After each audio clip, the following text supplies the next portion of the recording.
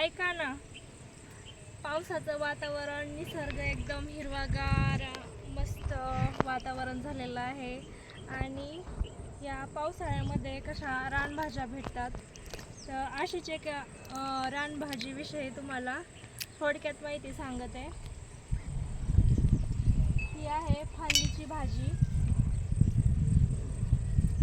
या भाजी असा कवळा कवळा पाला जर घरी तोडून नेला आणि असं बारीक कापून भाकरीमध्ये टाकून थोडं मीठ टाकून बी छान लागती.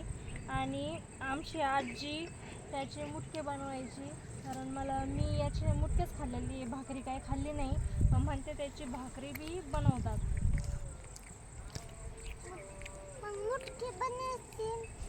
हा, बनवीन ना समृद्धी.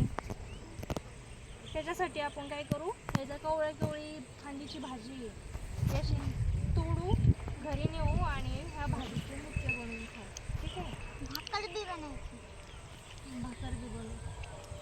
हे सिजनेबल आहे, कारण हे फक्त पावसाळ्यातच भेटतं आणि ह्या वेळेला कसलंही खत टाकावं लागत नाही. हे फांदीवर येत असेल ना, म्हणूनच त्याला फांदीची भाजी असे म्हणत असतात. कारण कोणतेही फांदीवर झाडावर असतं, ते खाली असं म्हणजे येत नाही. म्हणजे मी तरी असं खाली पाहिलं नाही वेल, असा वरती झाडाच्या वरून असलेलाच वेल असे बरेच मला पाहायला भेटतात. चला तर मग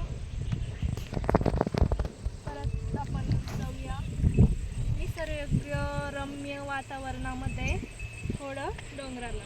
चला. ताटली. तर आता आम्ही आलेलो आहे डोंगराला. एकदम हिरवगार मस्त वातावरण, हिरवं हिरवं गवत आणि डोंगराला असलेले दगड एकदम भारी. आणि हे आपलं हे दाखव, हिरो मस्तपैकी पाला खाते. पाल आमचा दोन येतो. कॅमेरामन समर्थ आहे, ही समृद्धी आणि मी स्नेहल.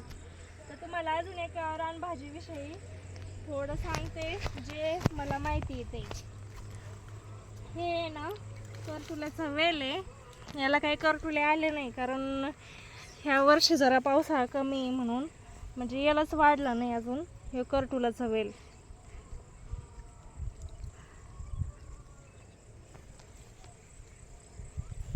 आणि अजून एक फांदीच्या वेलाची मी म्हणजे इकडे पाहिलं होतं. चला चला समृद्धी. होय, लई छान वाटतं असं डोंगराला.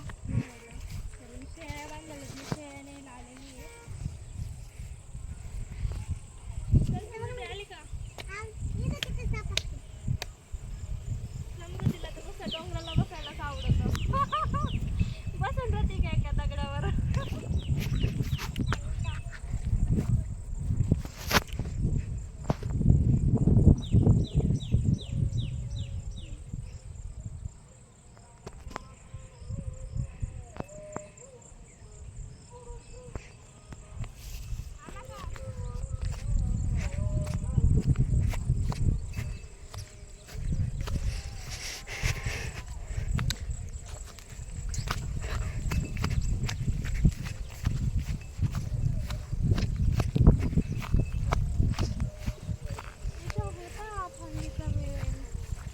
फांदीच्या भाजीचा वेल हाय तरी मी तुम्हाला थोडासा दाखवायला.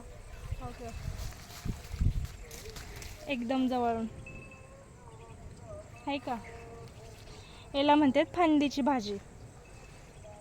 याचे मुटकी भाकरी खाते. तर आज समृद्धी आणि मी ह्या पाल्याचा करणार आहे मुटक्याची रेसिपी. हां, कोणतं ते मला बी नाही माहिती. काय ना काय तर याला ते खायचं नाही, ग्रेप्स नाही ते. ग्रेप्स म्हणून कशी डॉगी फांदीची भाजी. मुलांना म्हणलं आज चला डोंगराला जाऊन थोडं झाडांविषयी सांगते. मध्ये घुसणारी. कसं आहे मग वातावरण? एकदम छान. चला तर मग भेटूया पुढच्या व्हिडिओमध्ये. अशाच आमच्या व्हिडिओला लाईक सबस्क्राईब करत राहा. कमेंट करायला विसरू नका. चला तर मग बाय. ही समृद्धी जाऊन बसली दगडावर. भारी वाटतं. बाय मग नुसतं मित्र. घर आणि काय म्हणतात ना मोबाईल, त्याच्यापेक्षा वेगळं थोडं मोकळ्या हवेमध्ये मुलांना आणायला पाहिजे. आता आमच्या घराच्या पाठीमागे डोंगर आहे, त्यामुळं मी आज सुट्टी असल्यामुळं मुलांना म्हणलं चला आपण आपल्याला व्हिडिओ बी बनवायचा आहे आणि तुम्हाला बी थोडं मोकळ्या वातावरणामध्ये फ्रेश वाटेल. चला तर मग बाय.